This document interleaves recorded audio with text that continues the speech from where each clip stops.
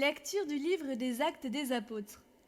En ces jours-là, des gens venus de Judée à Antioche enseignaient les frères en disant : Si vous n'acceptez pas la circoncision selon la coutume qui vient de Moïse, vous ne pourrez pas être sauvés. Cela provoqua un affrontement ainsi qu'une vive discussion engagée par Paul et Barnabé contre ces gens-là.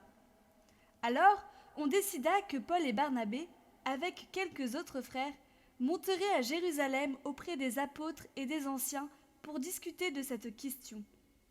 Les apôtres et les anciens décidèrent avec toute l'Église de choisir parmi eux des hommes qu'ils enverraient à Antioche avec Paul et Barnabé. C'étaient des hommes qui avaient de l'autorité parmi les frères. Jude, appelé aussi Barsabas, et Silas. Voici ce qu'ils écrivirent de leurs mains. Les apôtres et les anciens, vos frères, aux frères issus des nations qui résident à Antioche, en Syrie et en Cilicie, salut.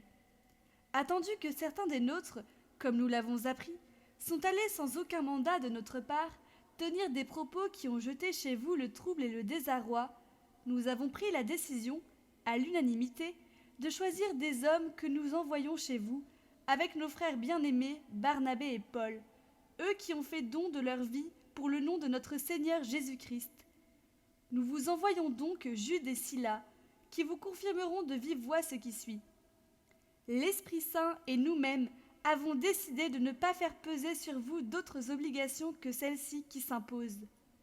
Vous abstenir des viandes offertes en sacrifice aux idoles, du sang, des viandes non saignées et des unions illégitimes. Vous agirez bien si vous vous gardez de tout cela. Bon courage.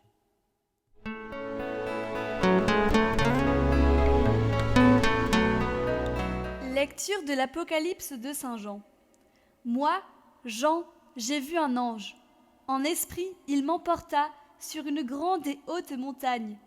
Il me montra la ville sainte, Jérusalem, qui descendait du ciel d'auprès de Dieu. Elle avait en elle la gloire de Dieu. Son éclat était celui d'une pierre très précieuse, comme le jaspe cristallin.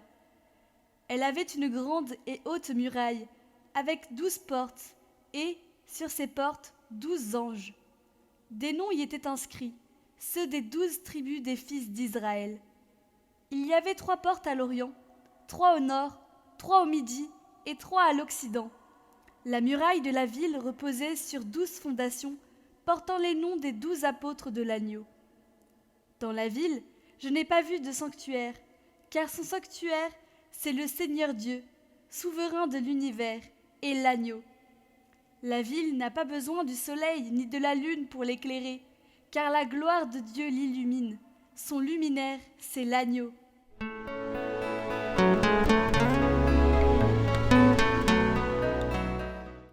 Évangile de Jésus-Christ selon saint Jean. En ce temps-là, Jésus disait à ses disciples : Si quelqu'un m'aime, il gardera ma parole, mon Père l'aimera, nous viendrons vers lui et chez lui, nous nous ferons une demeure. Celui qui ne m'aime pas ne garde pas mes paroles. Or, la parole que vous entendez n'est pas de moi, elle est du Père qui m'a envoyé. Je vous parle ainsi tant que je demeure avec vous. Mais le Défenseur, l'Esprit Saint que le Père enverra en mon nom, lui vous enseignera tout, et il vous fera souvenir de tout ce que je vous ai dit. Je vous laisse la paix, je vous donne ma paix.